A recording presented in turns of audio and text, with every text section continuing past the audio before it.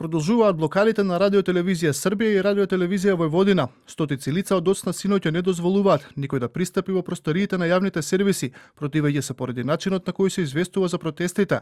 Блокадата ќе трае до 22 часот вечерва, а во тој период вработените ќе можат да излезат од објектот, но не и да влезат. Предлог студентата био е да Нашиот предлог беше конечно во Србија да се разбие медиумскиот мрак и да се слушне гласот на студентите.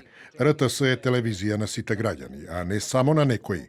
Од Радиотелевизија Србија велат дека блокадата на нивната зграда е во целосна спротивност со претходните изјави на студентите дека се залагаат за слободно функционирање на институциите. Сепак, дел од вработените ги повикаа своите колеги да излезат и да се приклучат на протестите. Ние сме вработени во РТС и тука сме да ја браниме честа и угледот на нашата куќа и нашата професија. Од првиот ден ги поддржуваме студентите во нивните барања. Ги покануваме сите наши колеги да ни се придружат овде. Ако мораат да влезат преку скали и тајни премини, нека дојдат овде кај нас и барем нека излезат како луѓе.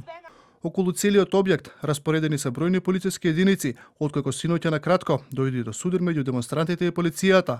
Денеска пак вишето јавно обвинителство во Белград побара веднаш да се идентификуваат лицата кои ги нападнале припадниците на полицијата. Постојат основи за сомнение дека неколку лица нападнале припадници на жандармеријата, додека минувале за да ја обезбедуваат зградата на РТС.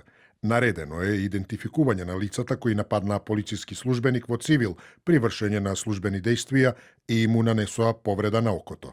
Политичкиот врв на Србија со апел сите да се воздržат од насилство. Председателката на Законодавниот дом Ана Брнабиќ ги повика студентите да не ги окупираат институциите, бидејќи токму тоа го сакаат сите оние кои не ја посакуваат добро на Србија. И Александар Вучич ги повика сите актери на српската политичка сцена да се воздržат од насилство.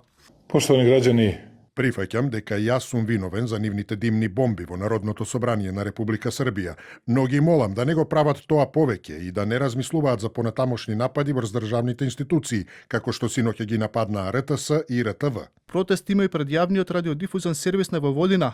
Половина час после полноќ, студенти од Универзитетот во Нови Сад го блокираа влезот на Радиотелевизија Војводина за да им дадат поддршка на колегите од Белград.